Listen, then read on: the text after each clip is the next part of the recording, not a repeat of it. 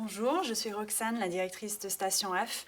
Nous sommes aujourd'hui sur place avec Ismaël, ancien fondateur de eDispo, pour revenir sur une super histoire de start-up, mais aussi pour parler d'un sujet encore assez tabou dans l'écosystème, pour parler d'un échec et pour rentrer vraiment dans les détails. C'est vrai que depuis un petit moment, on commence à aborder de plus en plus le sujet d'échec, mais encore trop peu d'entrepreneurs qui osent vraiment raconter ce qui s'est passé pour partager ce qu'ils ont appris avec d'autres entrepreneurs. Donc je pense qu'aujourd'hui, c'est vraiment une chance de pouvoir en parler, et c'est surtout suite à l'article que toi tu as publié concernant en gros tout ce qui s'est passé, tout ce que tu as appris. Parce qu'en regardant l'histoire de eDispo, il y a beaucoup d'éléments qui font aussi penser à une réussite. Il y a des investisseurs en or, enfin des noms que tout le monde connaît, Jean-David Blanc, Jacques-Antoine Grandjean. Il y a un pitch chez Microsoft devant Steve Ballmer qui a un peu fait décoller les choses. Il y a un voyage, une installation aux États-Unis.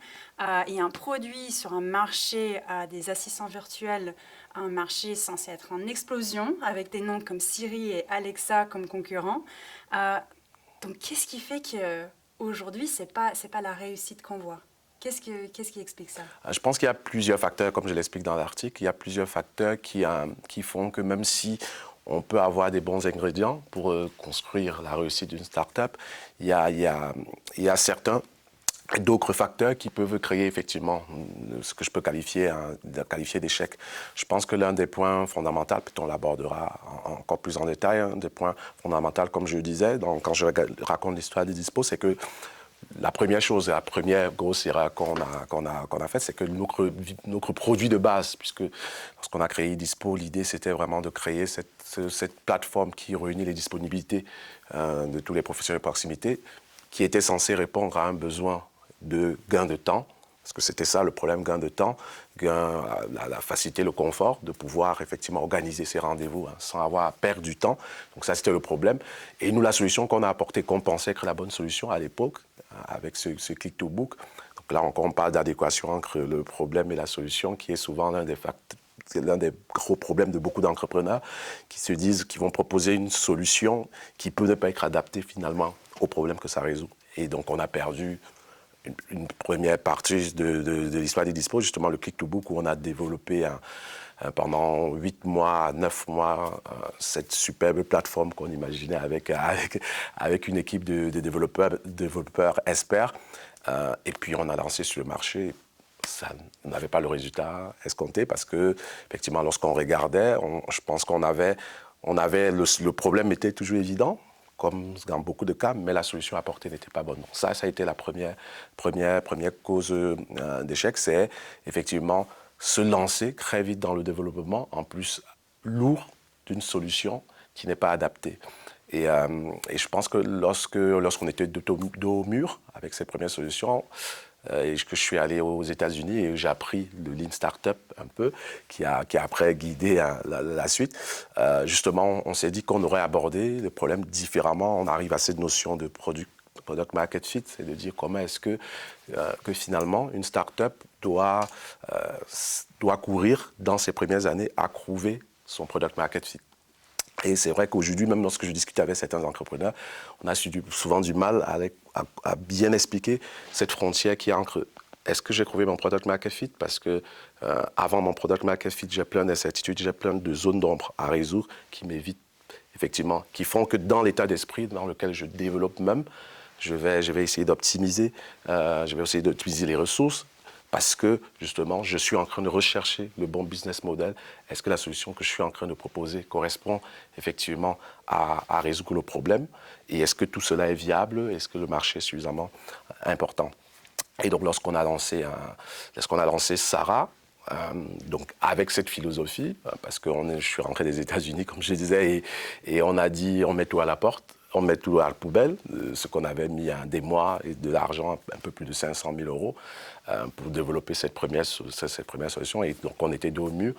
Et donc on est parti sur le développement de Sarah avec une approche Lean, justement une première version sortie après 2 mois, et une version dont j'avais honte vraiment parce que c'était vraiment basique et tout.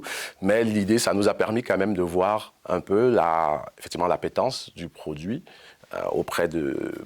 des premiers utilisateurs. Et ça nous a convaincus qu'il fallait maintenant développer au moins une première version, donc ce que je peux dire un MVP, un peu dans le jargon du Lean Startup.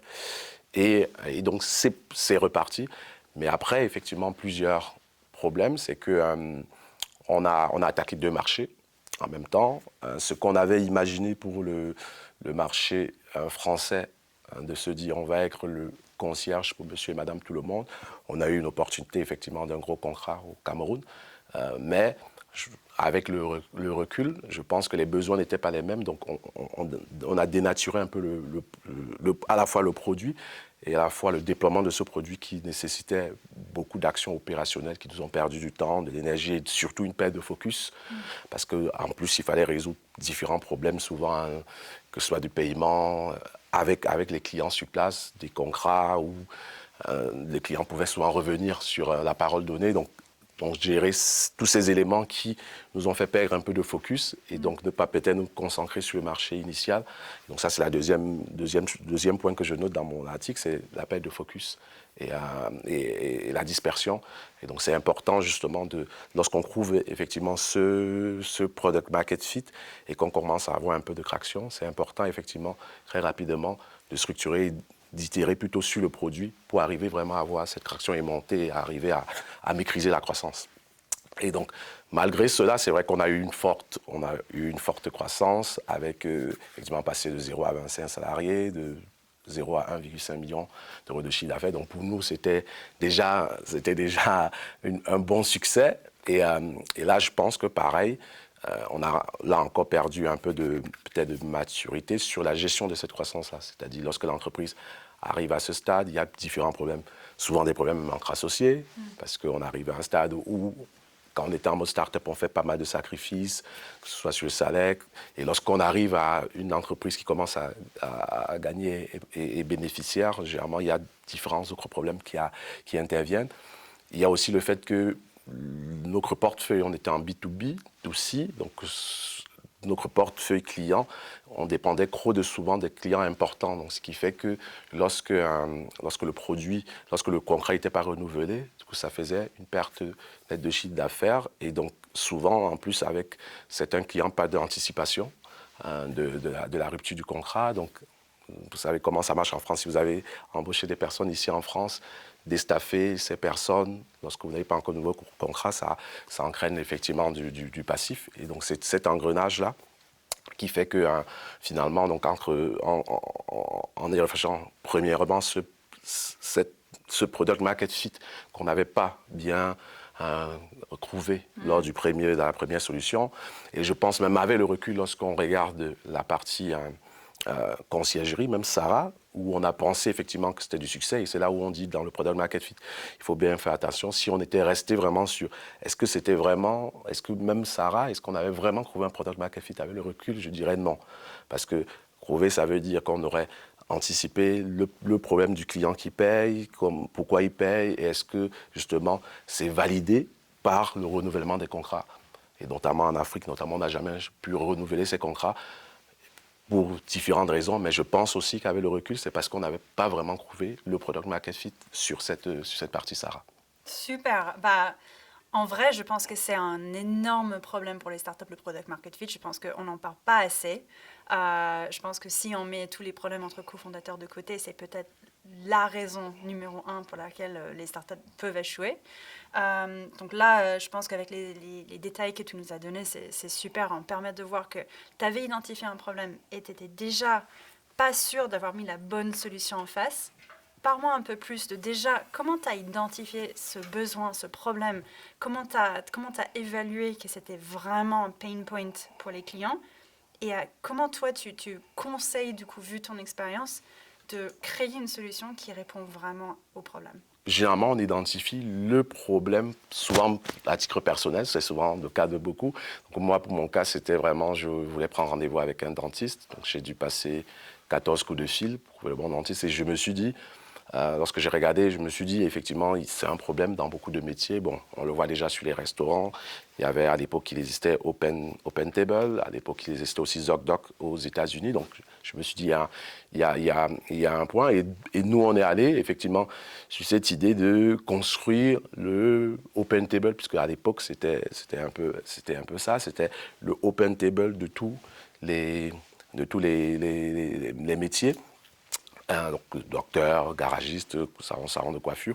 Là aussi, c'est un point souvent qui revient souvent, c'est de se dire d'attaquer plusieurs marchés, parce que attaquer plusieurs marchés, c'est très compliqué. Je me rappelle à l'époque, justement, lorsque, sur cette partie, lorsque je faisais la recherche d'investissement, j'ai rencontré à l'époque Stanislas de Doctolib, Doctolib n'était pas encore créé à l'époque, et donc ils n'avaient pas suivi notre tour de table, justement parce qu'il avait cette expérience de la fourchette, puisque c'était le même fond, de dire la fourchette c'est déjà compliqué pour les restaurants.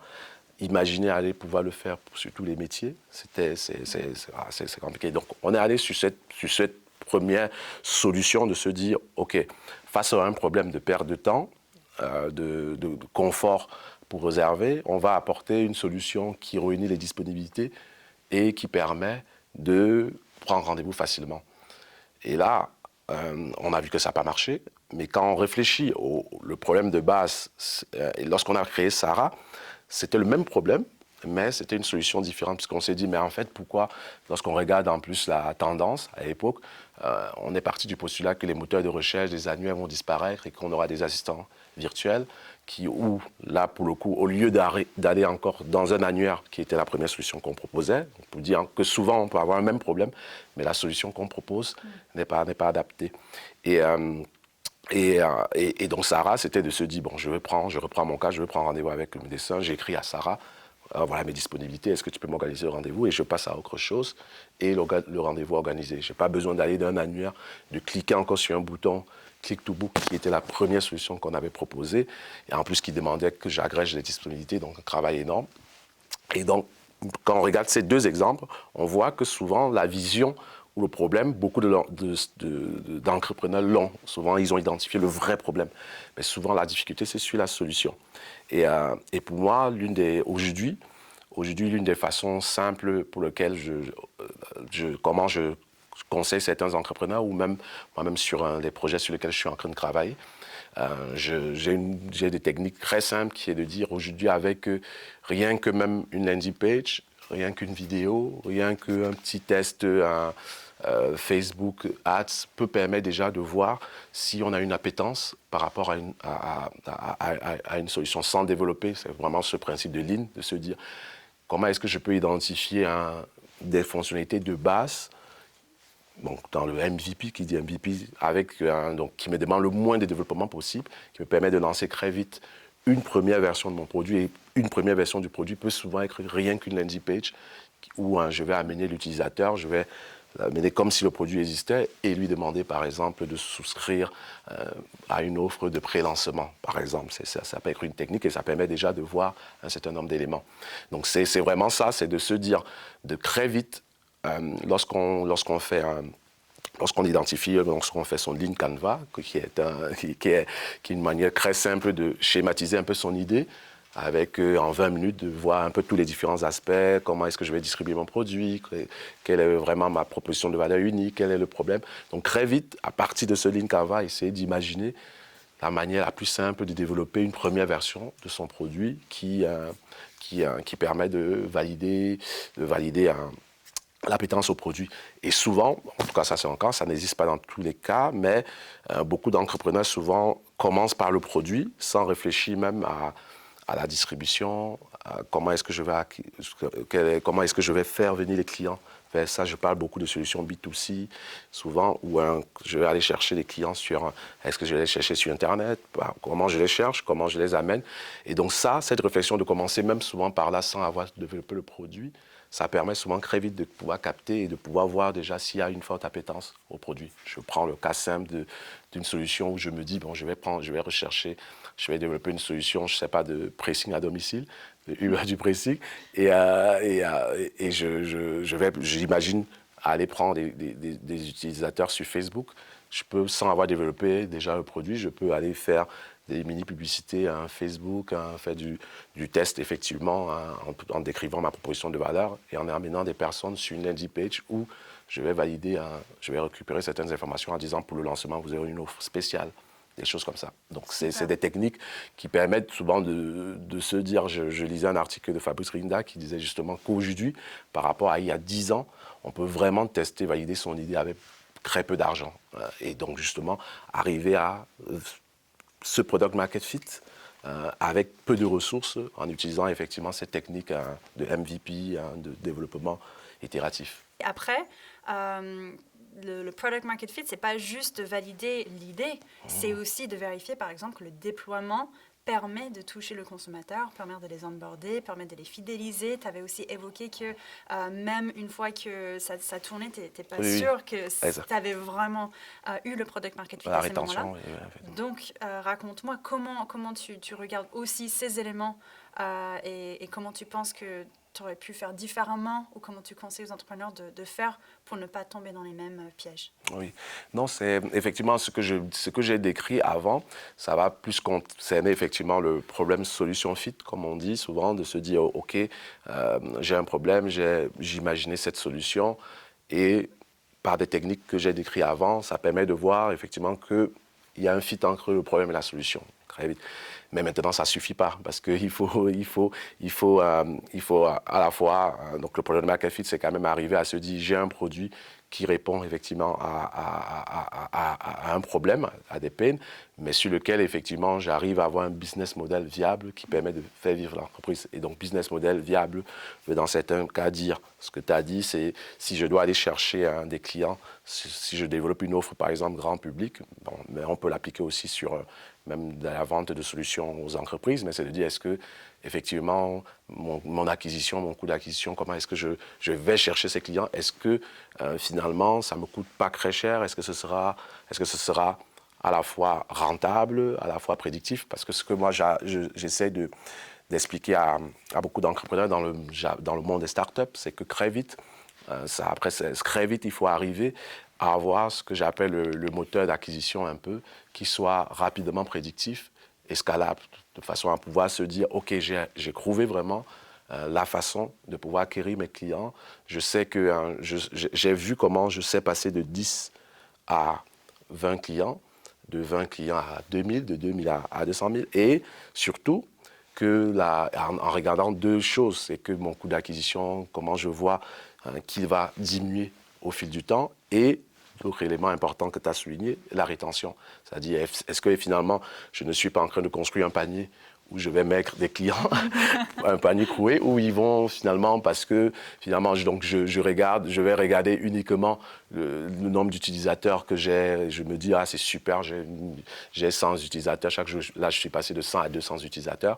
Mais au final, ces 200 utilisateurs, combien est-ce qu'ils restent vraiment? Donc, c'est validé vraiment, c'est des éléments, mais ça fait partie effectivement du product market fit, de se dire, on a arrivé à trouver une façon de pouvoir acquérir des clients de façon régulière et qu'en plus, la rétention et même la recommandation, ce qu'on appelle souvent la referral, la recommandation de ces clients font que finalement, je commence à avoir une croissance exponentielle, donc la fameuse traction.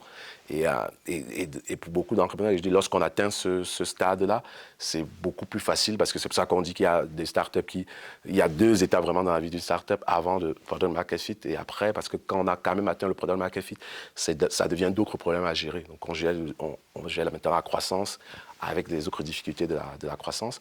Mais dans mon cas, justement, je pense que la difficulté, c'est que si je prends le cas de Sarah, et bon, beaucoup d'entrepreneurs l'auront sur des produits souvent B2B où le cycle entre guillemets, de renouvellement peut être long. Mais je pense que nous, on aurait pu quand même, peut-être des sondages intermédiaires, voir, ressentir est-ce que le client était satisfait. Parce que dans notre cas, en plus, je suis une société qui paye et qui a lui-même ses propres peines. Je dois fidéliser mes clients. Je dois mieux connaître mes clients, donc ça c'était du côté du client. Après, ces utilisateurs aussi devaient avaient leurs propres problèmes, et eux, ils ne payaient pas, mais du coup, notre client, à nous, qui nous paye, on devait valider que est-ce que les résultats qu'on avait en termes d'usage, de taux d'usage, du service, en termes de satisfaction des clients, du nombre de clients qui ont utilisé, est-ce que ça correspondait vraiment à ce qu'ils avaient? C'est vrai qu'on avait des signaux quand même où on voyait que ce taux d'usage était faible. Mais ça, après, c'est dans l'industrie de la conciergerie. Et c'est un problème assez général de la conciergerie, puisque je peux mettre ça dans ce type de service. Et donc, on aurait très vite vu que dans la durée, ce n'était pas viable finalement. Et donc, on n'avait pas vraiment atteint le product market fit qu'il fallait trouver et peut-être itérer, trouver une autre façon, de façon à ce que nos clients à nous soient satisfaits aussi. Et donc, c'est vraiment ces éléments clés de se dire, c'est vraiment ce principe de dire, est-ce que je sais comment aller prendre, aller cueillir les oranges et mettre dans un panier et surtout surveiller si vraiment les oranges ne descendent pas après et que je ne perds pas tous les clients. Et c'est ce qui nous est arrivé un peu, c'est qu'effectivement, on a rentré des clients et du chiffre d'affaires, mais dans la durée, progressivement, le chiffre d'affaires a commencé à diminuer parce que je pense, une fois de plus, qu'on n'avait pas trouvé les bons ingrédients pour satisfaire le client en face par rapport à nos produits. Super, j'avais déjà entendu des investisseurs dire que ça s'appelle un leaky bucket. Ouais, Mais je trouve ça super intéressant. Et puis, j'avais aussi entendu, parce que j'ai l'impression qu'il y a beaucoup d'entrepreneurs qui pensent que le product market fit, c'est quelque chose qu'une fois qu'on l'a, les chiffres explosent en exponentiel. Mais il y a quand même des exemples. Je me rappelle qu'on avait des fondateurs de Stripe qui étaient venus, qui disaient, en fait, nous, on n'a jamais eu ça. Donc, je pense que c'est aussi quelque chose à garder en tête. À quel moment on sait qu'on a le product market fit? Je vais prendre le cas de Doctolib, par exemple. J'imagine qu'effectivement, à partir du moment où j'ai validé avec quelques médecins que la solution logicielle que j'ai apportée voilà, répond à leurs besoins, que je commence à avoir un moteur d'acquisition, genre je fais de la pub Google ou Facebook et que je vois que les utilisateurs viennent et que je sais qu'ils reviennent, ils reprennent des rendez-vous X fois par an et que finalement les médecins sont satisfaits parce que je leur amène des clients et que j'optimise leur agenda et qu'ils payent pour ça. Je pense qu'à partir de ce moment-là, on voit qu'on a une traction et que c'est prédictif et que surtout on sait comment passer de 100 000 clients à 1 million de clients, comment je passe de la France peut-être à l'Allemagne en fonction effectivement en fonction de la typologie du produit. Donc je pense que dans certains cas comme ça, c'est assez simple de voir qu'il y a la traction. Mais dans d'autres cas, comme tu l'expliquais pour Stripe, et notamment souvent lorsqu'on est en B2B aussi, c'est un peu plus compliqué parce que pour moi, il y a d'autres facteurs aussi qui viennent. C'est pour cela qu'il y a d'autres facteurs parce que ça peut être des commerciaux qui sont plus bons à un moment donné. Et lorsqu'on intègre plus de commerciaux, finalement, ils ne sont pas pareils. Et donc, on n'a pas cette croissance. Donc, ça dépend vraiment de la typologie. Mais je pense que ce que je vais reprendre, ce que Oussama dit souvent, c'est de dire que lorsqu'on regarde les chiffres, généralement, lorsqu'on atteint le product market fit, finalement, en tant qu'entrepreneur, on le sent, on le ressent.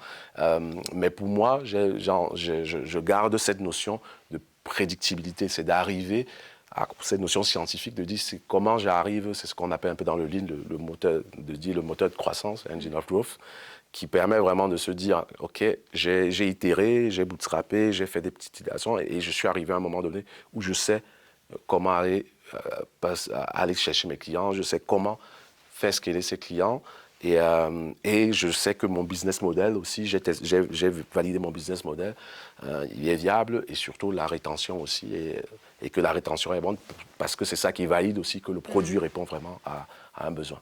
Tu as aussi parlé un petit peu de la croissance et potentiellement les difficultés en interne. Donc, comment ça a impacté aussi l'histoire de eDispo? Je pense que déjà, premier élément, c'est donc je profite pour parler aussi de mes associés qui ont vraiment été incroyables dans cette aventure où on est arrivé à des moments où on n'était pas payé pendant, je sais pas, 7 mois, 8 mois. Donc je pense qu'à un moment donné, lorsqu'on a passé autant d'années à bootstrapper, à chercher, à avoir effectivement des moments difficiles, à titre personnel, par rapport à cet aspect financier, lorsque effectivement la croissance arrive, généralement, avec cette fatigue, il y a forcément des exigences, c'est-à-dire peut-être certains associés qui estimaient qu'ils n'étaient pas payés au juste prix parce que c'était le démarrage, vont venir effectivement se dire comment on corrige les choses. Il peut y avoir aussi des problèmes liés au fait que je pense que quand une start-up atteint une certaine croissance, c'est important d'intégrer des profils qui savent gérer cette croissance. C'est pas forcément. Donc, je crois que c'est même un débat dans beaucoup de startups. Est-ce que l'équipe fondatrice qui a cherché ce product market fit, est-ce que lorsqu'on passe vraiment dans la croissance, est-ce que c'est la même équipe qui est adaptée à le réaliser? Je pense que c'est un débat souvent de se dire, pourquoi je pense que nous, on aurait mieux fait d'intégrer peut-être des profils un peu plus seniors, mais c'est vrai qu'il y a souvent une difficulté parce que peut-être certains fondateurs veulent aussi évoluer, cofondateurs veulent évoluer et se disent, pourquoi est-ce que c'est pas moi qui peux effectivement jouer ce rôle un peu effectivement de CEO, des choses comme ça, quelqu'un qui a l'habitude effectivement de gérer des entreprises à croissance, parce que nous, on était plus jeunes, je crois lorsque j'ai lancé, je devais avoir 28 ans, donc effectivement, il y a énormément de choses à apprendre encore, mais même s'il y a des exemples, je prends le cas des boîtes comme Payfit, qui ont commencé très jeunes et qui continuent à gérer très bien cette forte croissance. Mais dans certains cas, c'est souvent indispensable d'intégrer certains profils qui ont cette habitude et surtout d'arriver aussi à une culture de gouvernance qui change forcément. Et je pense que ça aussi, c'est un élément, une erreur qu'on a fait, c'est de ne pas utiliser assez nos investisseurs qui étaient avec des profils en plus très intéressants, qui avaient de l'expérience. Donc je pense qu'en termes de gouvernance aussi, on a péché de ne pas utiliser suffisamment leur expérience lorsqu'on se trouvait devant certaines difficultés, des difficultés de contrat ou autres, même, ou tout simplement de la gestion de cette croissance ou la gestion des difficultés qu'ils pouvaient avoir avec les associés. Mais bon, je tiens quand même à dire, c'est vrai qu'il y a eu un seul associé qui est parti, mais tous les quarts ont tenu jusqu'au bout, jusqu'à ce qu'on ne puisse plus effectivement se dire, quand on arrive à un moment, on se dit, bon, c'est pas possible, même pour toi, c'est de trouver une solution intermédiaire, mais ils ont tenu vraiment jusqu'au bout. Donc je tiens à les remercier encore. Mais c'est vraiment ça, c'est de se dire, lorsqu'on est en mode, effectivement, il y avait démarrage, idée, il y avait avec cette excitation du début en plus, où un certain profil en plus sont adaptés à ce mode-là, du début jusqu'à ce qu'on arrive effectivement, on est dans son garage un peu, où on arrive à avoir cette croissance. Je pense qu'il y a certains profils qui ne sont pas adaptés finalement à la partie scale, si je peux le dire ainsi. Oui, je suis entièrement d'accord. Je pense qu'on oublie parfois que la vie d'une startup, finalement, c'est une série de cycles. Oui, et en fait, il faut s'adapter avec le cycle en cours. Et c'est parfois une organisation différente, des profils différents, une stratégie différente. Et tout le monde n'a pas forcément ça en tête. Quand on regarde une startup, on dit toujours une startup, mais la startup peut être tellement de choses différentes pendant sa vie. Du coup, j'aimerais bien terminer avec une question qui est plus... je pense que c'est plus un élément plus pratique.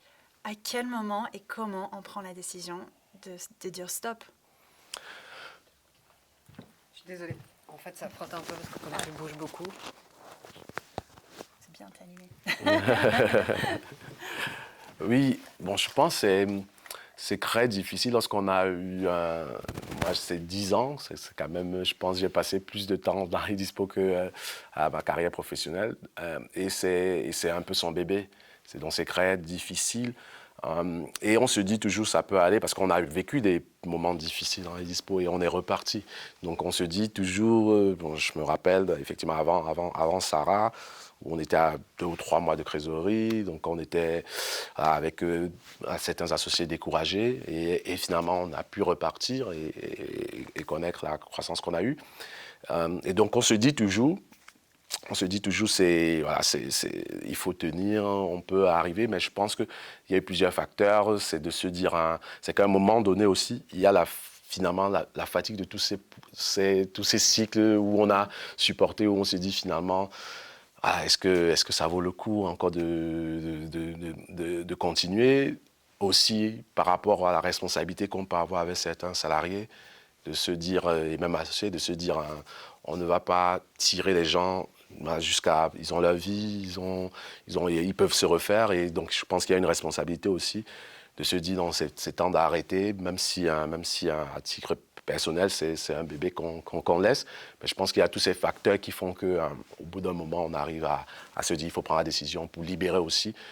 Parce que moi, pour notre cas, les salariés étaient vraiment attachés à la société, vraiment attachés à nous. Et donc, je pense que même involontairement, il continue à faire des sacrifices. Et je pense qu'à un moment donné, il y a cette responsabilité qui se dit non, c'est mieux d'arrêter. Même si après, c'est très difficile parce que ça fait 10 ans, c'est beaucoup. Et je pense aussi, hein, c'est pour cela que je conseille aussi certains entrepreneurs, très vite, je dis, l'échec, c'est pas un problème, c'est que comment est-ce qu'il y a un pattern qu'on peut suivre pour savoir très vite si on va échouer. Et donc, du coup, ne pas passer 10 ans, mais passer peut-être 2 ans ou 3 ans. C'est vrai qu'on passe souvent beaucoup de résilience. C'est ce que beaucoup d'investisseurs m'ont dit, c'est que voilà, vous avez été persévérant, vous avez été résilient, et c'est vrai qu'on voit plein d'exemples. Mais ce que je dis souvent, c'est comment est-ce que, même si on est résilient, comment est-ce qu'on a quand même un plan qu'on suit et qu'on puisse ne pas se dire est-ce que c'est de la résilience ou bien c'est de l'entêtement, alors qu'on sait très bien que ça ne va pas fonctionner. Oui, je suis d'accord avec toi. Je pense que le clé, c'est vraiment aussi pouvoir aller vite. C'est le fail fast. Oui. Et je suis entièrement d'accord avec toi. Bon, même avec toute cette histoire, je pense que c'est incroyable. 10 ans de ta vie, ton énergie que tu as consacrée à cette histoire. Et puis, je trouve ça vraiment incroyable que tu en parles aujourd'hui, que tu partages tout ce que tu as appris. Avec chaque histoire d'échec, il y a toujours une histoire de rebondir aussi derrière. Tu t'en parles maintenant ou pas Oui, je peux dire dans les grandes lignes aujourd'hui, donc je ne peux pas encore aller tout, mais aujourd'hui, effectivement, par rapport à cette expérience et à ce qu'on a appris, je travaille sur un projet de Startup Studio. Donc, je donnerai bientôt les détails de qu'est-ce que ce Startup Studio, qu'est-ce qu'on prévoit de faire. Mais ce que je peux déjà dire, c'est que on va appliquer effectivement beaucoup de techniques, d'enseignements qu'on a eu de eDispo. Et surtout, je me suis dit, effectivement, après c'est vrai, j'ai pris du recul, 18 mois, effectivement, et à hésiter, effectivement, à repartir dans le monde salarial. Mais je pense qu'il y a cet ADN d'entrepreneur. Et surtout, je pense, ce qui m'a aidé aussi, c'est pendant cette période de confinement, de coacher un peu quelques entrepreneurs et de me dire, effectivement, que non, voilà, je veux me relancer. Et en plus, je pense qu'il y a le confinement, le Covid, malheureusement, effectivement, c'est une période très difficile pour nous tous, mais ça ouvre aussi la porte à beaucoup d'opportunités. Je pense qu'on est en train de voir dans beaucoup de secteurs qui peuvent effectivement se transformer par rapport au comportement qu'on a eu pendant ce Covid. Donc, c'est le moment plus que jamais pour ceux qui veulent d'entreprendre. Super, je suis entièrement d'accord et j'ai hâte de voir la suite. Merci Merci beaucoup. Merci.